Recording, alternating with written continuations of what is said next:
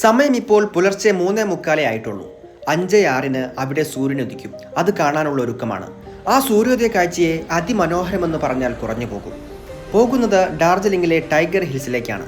സമുദ്രനിരപ്പിൽ നിന്ന് 8500 അടി ഉയരത്തിലുള്ള മലമുകളിലേക്ക്. അവിടെ എത്തിയപ്പോൾ കണ്ടത് ഈ ആൾക്കൂട്ടത്തെ.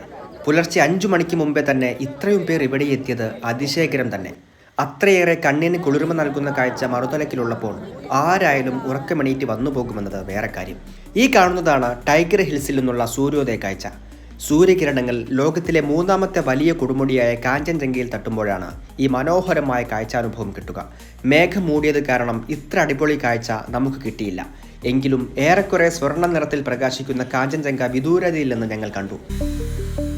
അത് ഫോണിൽ പകർത്തുന്നവരുടെ തിരക്കാണിത്. കാർമേഘങ്ങളില്ലെങ്കിൽ എവറസ്റ്റിന്റെ വിദൂര കാഴ്ചയും ഇവിടെ നിന്ന് വ്യക്തമായി കാണാം.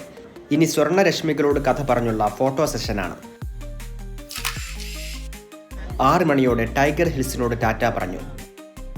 ഇനി അടുത്ത സ്വീകരണ സ്ഥലത്തേക്ക്.